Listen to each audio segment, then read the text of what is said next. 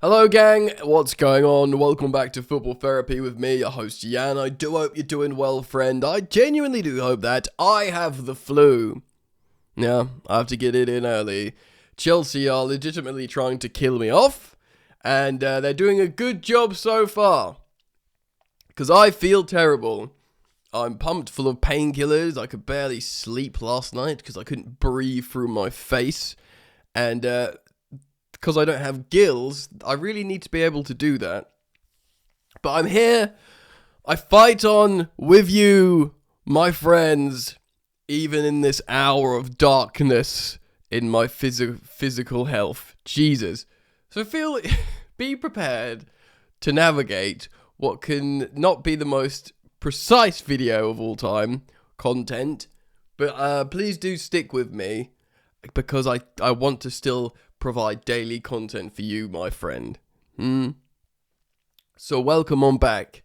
Today we will be discussing Liam Rosenior will be announced apparently after the weekend's game. Of course, we will get into detail about a new managerial appointment, about the man, the tactics, the fan outrage, the potential, the circle of life at Chelsea Football Club. I'm not going to talk anymore about Maresca. I've done a few videos on that now. It's done. I've reacted to the briefings from both sides. I was very consistent in how I felt about Maresca. He is a better coach than Rosenior, objectively.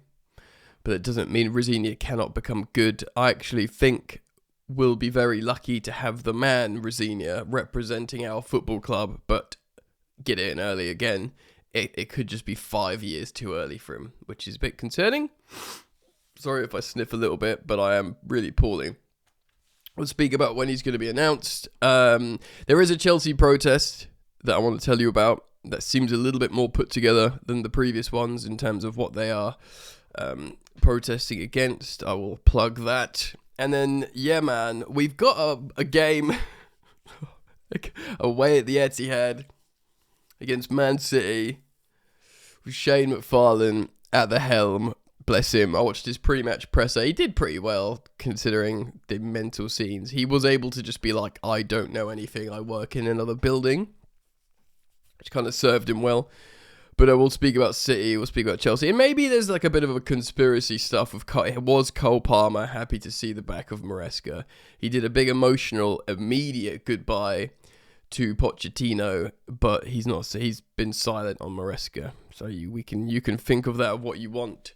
That's kind of speaking about Maresca when I said I'd be done with him, but this is more a player thing. So there we have it. Guys, thank you so much for joining me. Sorry I'm, making content with the lurgy, but I do want to get stuff out. I'll be bright as a button in hopefully soon. So if you're on YouTube, thank you for liking and subscribing. I really do appreciate that. You can hype the video up and comment and all that nice stuff. I'm really grateful for all of it. Also, of course, all of my content is now available on podcast platforms. Most notably Spotify, where you can also watch the video like YouTube, and indeed Apple Podcasts. And if you want to do me a favour to make me feel better while I feel rough, hop over to Spotify, give us a follow and a 5-star rating. You just search Football Therapy Podcast, those 3 words, and you get this content. So whenever you can't watch, if you don't have YouTube Premium and you want to listen to me in the car or whatever, you can do that. All right then. Thank you for your support. Let's get into it. Now, I've had my painkillers, but I am just going to quickly pause to sip a strong coffee. Right then, that's better. So, on Rosenior, as you can see here, the secret scout on X is basically confirmed. He's told an announcement for Liam Rosenior is waiting until after the weekend's game. He is the preferred option. It's going to be Liam Rosenior. They're getting him an MLS, a 33-year-old Englishman who speaks French, I think, who's out coaching in the MLS to coach Strasbourg. They'll probably like that because Liam Rosenior doesn't speak any French. He does everything in English. So for another young coach who's hopefully good to come in and start talking to the fans in French, they might, resonate with that a little bit more, probably. So yeah, I understand why they're waiting. Look, we will get into detail about Rosenior. We'll do how his Chelsea can look like. We'll maybe speak about tactics, shape, and who's going to play, who's going to feature. There's obvious people like Andre Santos that will be really, really excited. Maybe Cole Palmer. Might be looking forward to a different coach. We'll speak about that in a moment. Without going into detail on Rosenior, I've read a lot about him. Like, I read his open letter to Donald Trump in 2020 on The Guardian. I've, spoken to some people who have come across him, and apparently he's an exceptional person, and he's just a really intelligent, emotionally intelligent guy. His man management is meant to be incredible. He's not a Graham Potter in terms of character. He can get really fueled up and ragey and angry, and he's a really, I know this doesn't qualify him as a Chelsea manager, but he's a really great guy. Now, I don't think, I'm going to be very honest early, I don't think he's ready for the Chelsea job. I understand why he's getting it, because he's the most seamless transition. He knows the sporting director, he knows some of the players, he plays a similar style of football. He's going to be eminently going to be a yes man. So I get it. But I'm very mindful not to criticise what I think is probably could be such an excellent candidate to represent my football club as a person, and I think we'd be in many ways lucky to have him. But the most important thing for a manager is he going to win football matches? I do worry for him. I hope he doesn't, because I understand rightly why fans are very upset. I don't want him to be the target, because it's not his fault, and he can't even say no to the job. Really, it's really like it's so unfair to put him in his position to say no to Chelsea. It's not unfair. Like, it's an amazing opportunity. It's just really tricky, isn't it?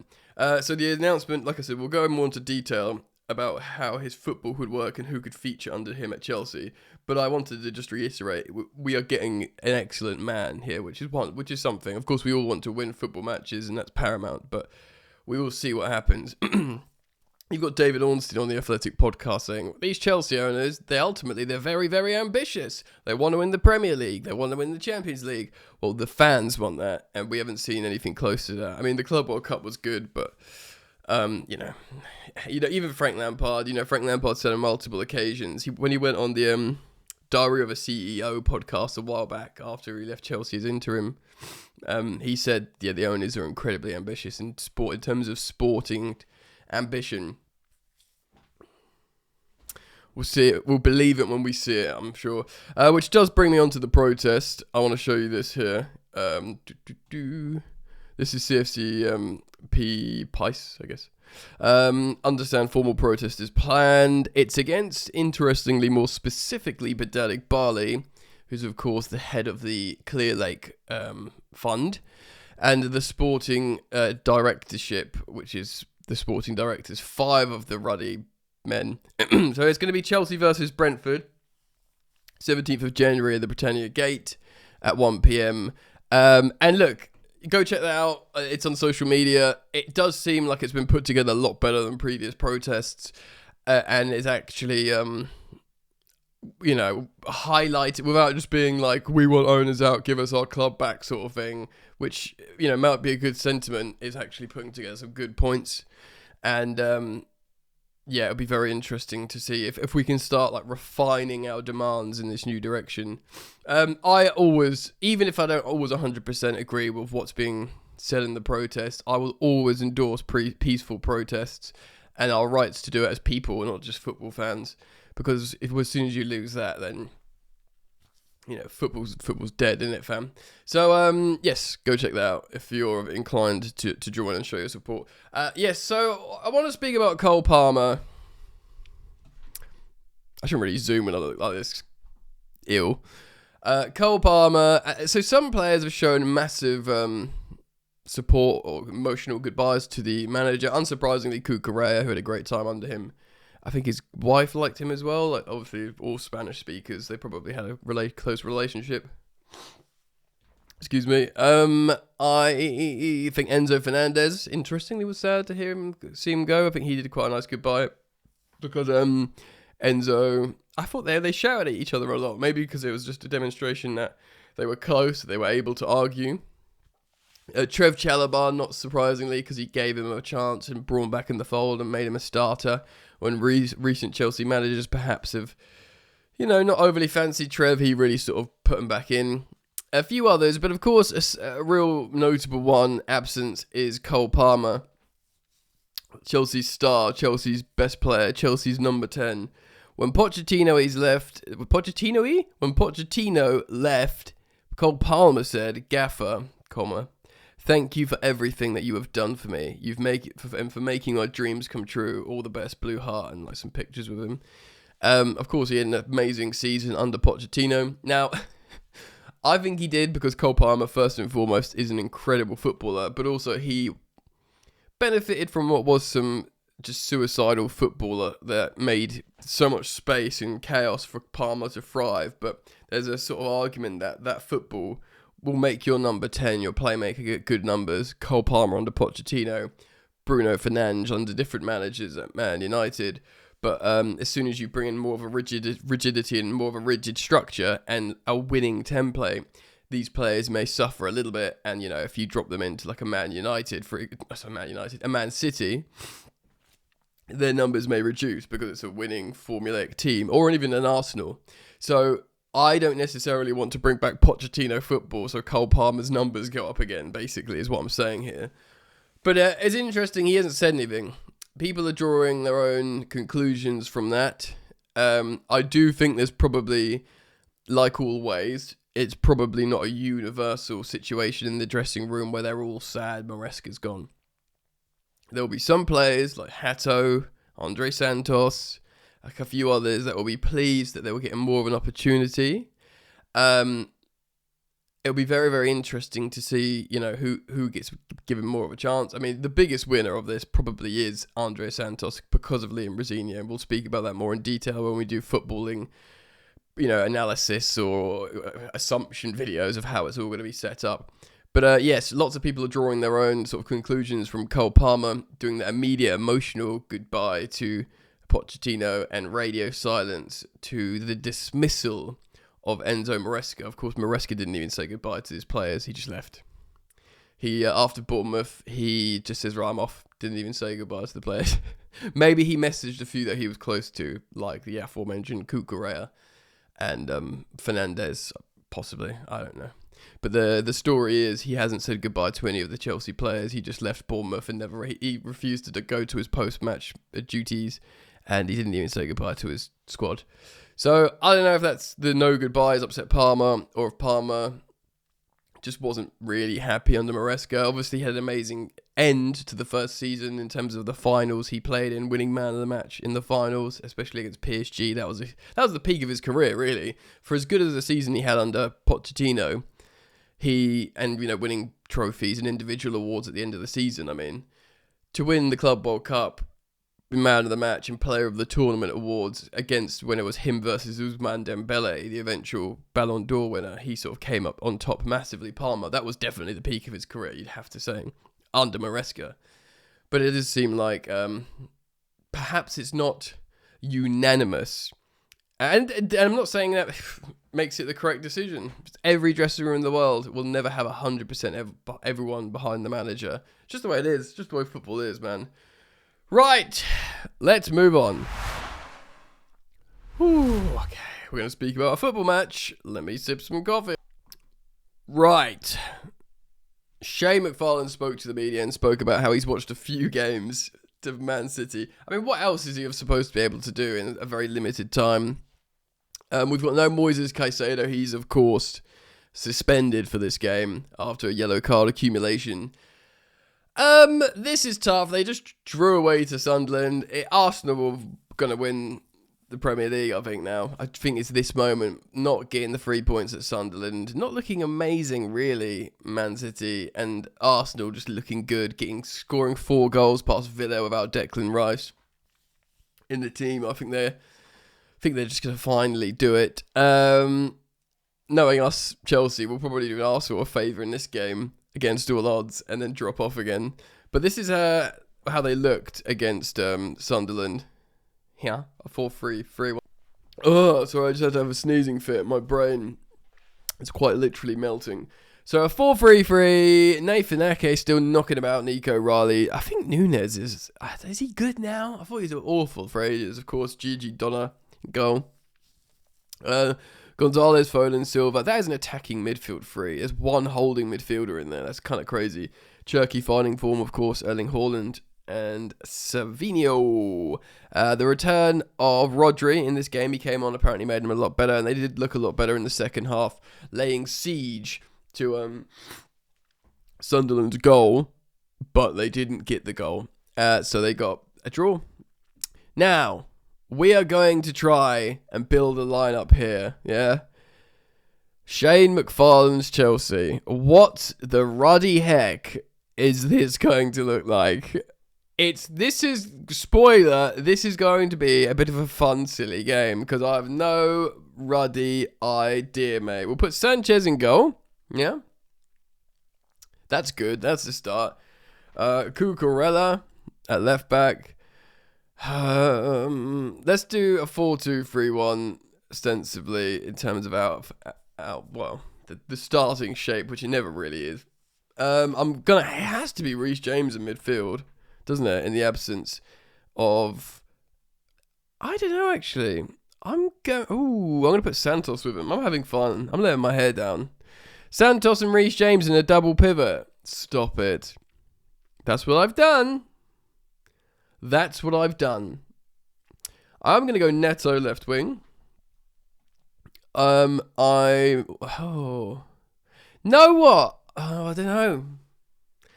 Malo Gusto has to go right back if Reece James is in the midfield. We're going to do Fofana and Chalobah at centre back because, if they're all fit, that's the strongest.